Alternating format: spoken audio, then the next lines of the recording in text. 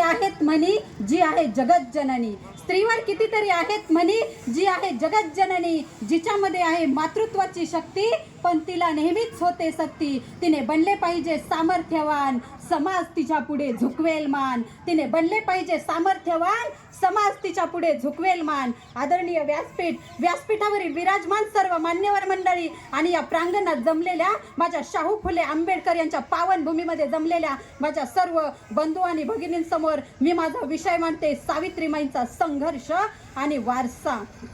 काही व्यक्ती अशा असतात ज्या काळाच्या चौकटीत बसत नाहीत, ज्या काळालाही नवीन दिशा दाखवण्याचं कार्य करतात. तर काही व्यक्ती अशा असतात ज्या इतिहासात जन्माला येतात आणि काही व्यक्ती अशा असतात ज्या इतिहासाला जन्म देतात. अशाच होत्या माझ्या सावित्रीबाई फुले. ज्या काळात काही कर्दन काळ होत्या, आज सावित्रीबाई फुले यांची जयंती आहे. त्यानिमित्त तुम्हा सर्वांना सावित्रीबाई फुलेच्या जयंतीच्या हार्दिक हार्दिक शुभेच्छा. सावित्रीबाई फुले यांचा बालपणीच विवाह झाला. ज्योतिरावांनी त्यांना लिहायला वाचायला शिकवलं, परंतु त्यांचं पुढील शिक्षण मात्र सखाराम देशपांडे, केशव जोशी यांनी केल्याची नोंद हे बॉम्बे गार्डियन या वर्तमानपत्रामध्ये केलेली आहे आणि ती 22 नोव्हेंबर 1851 मध्ये केलेली आहे. अहो, ज्या काळात स्त्रियांना कसलंच स्वातंत्र्य नव्हतं, स्त्रियांना फक्त चूल आणि मूल एवढंच पाहावं लागत होतं, त्या काळामध्ये स्त्रिया जर घराबाहेर पडल्या तर पातक घडतं असं समजलं जायचं आणि स्त्रिया जर शाळेत गेल्या तर धर्म बुडाल्यासारखं समजायचं. अशा होत्या माझ्या सावित्रीबाई फुले. पण त्यांनी त्या काळावर सुद्धा मात केली. त्यांनी स्त्री शिक्षणाचा पाया रचला. त्या स्त्री शिक्षणासाठी झटल्या, स्त्री शिक्षणाच्या त्या जननी झाल्या, त्या आई झाल्या. सावित्रीबाई फुले आणि ज्योतिबा फुले यांनी भिडेवाड्यामध्ये मुलींची पहिली शाळा सुरू केली आणि तेथे मुलींना शिकवण्याची जबाबदारी त्यांनी स्वतःच्या खांद्यावर घेतली.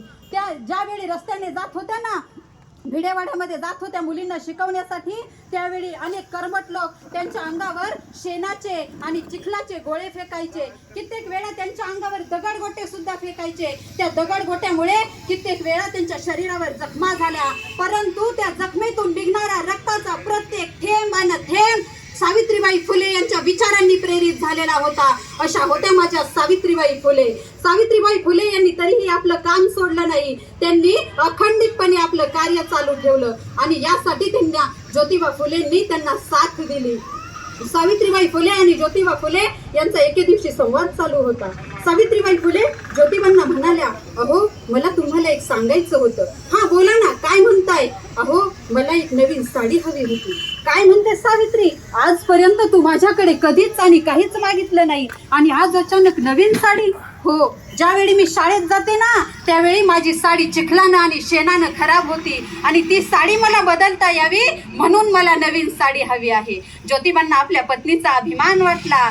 असं म्हटलं जातं कि लहरों से डरकर नौका पार नहीं होती, कोशिश करने वालों की कभी हार नहीं होती. नन्ही चिट्टी जब दाना लेकर चलती है, चढ़ती दीवारों पर 100 बार फिसलती है. मन का विश्वास रगों में साहस भरता है, चढ़कर गिरना गिरकर चढ़ना न करता है. आखिर उसकी मेहनत बेकार नहीं होती, कोशिश करने वालों की कभी हार नहीं होती, कोशिश करने वालों की कभी हार नहीं होती.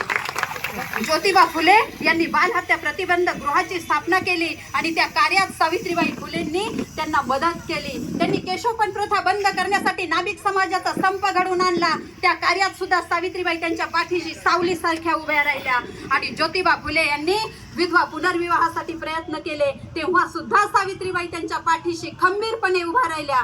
असं म्हटलं जातं की प्रत्येक यशस्वी पुरुषाच्या मागे एका कर्तबगार स्त्रीचा हात असतो आणि अगदी त्याचप्रमाणे प्रत्येक यशस्वी स्त्रीच्या मागे सुद्धा एक कर्तबगार पुरुष पहाडासारखा उभा असतो. असंच सावित्रीबाई फुले आणि ज्योतिबा फुले यांचं नातं होतं.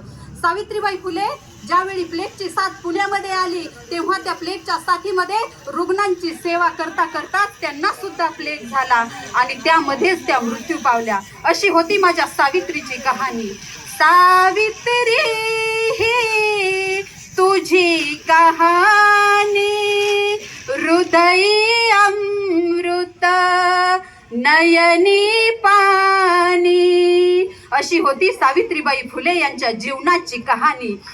सावित्रीबाई फुले हे केवळ एक नाव नव्हतं, तर ती एक अखंड तेवत राहणारी ज्योत होती. सावित्रीबाई फुले एक क्रांती होती आणि क्रांती कधीच मरत नाही. ती एका पिढीकडून दुसऱ्या पिढीकडे जबाबदारी म्हणून सोपवली जाते. आणि आज सावित्रीबाई फुलेंमुळं आज आपण इथे जमलो आहोत. आज प्रत्येक क्षेत्रात मुली कार्यरत आहेत. अगदी डॉक्टर, वकील, इंजिनियर, शास्त्रज्ञ प्रत्येक क्षेत्रामध्ये मुली आहेत. पण विचार करा, जर ज्योतिबा फुले आणि सावित्रीबाई फुले नसत्या तर आपण घडलो असतो का?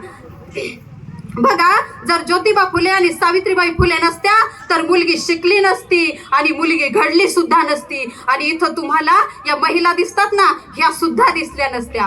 अहो, फुले सावित्री नसती तर मुलगी शिकली असती का? अन सरकारी हुद्द्यावर खुर्चीत बसली असती का? फुले सावित्री नसती तर मुलगी शिकली असती का? अशा या यशवंत, पुण्यवंत, सामर्थ्यवंत, कीर्तिवंत, नीतिवंत आणि बुद्धिवंत अशा सावित्रीबाईंना माझे कोटी कोटी प्रणाम. एवढं बोलून मी इथेच थांबते. धन्यवाद. जय हिंद, जय महाराष्ट्र, जय ज्योती, जय क्रांती, जय सावित्री.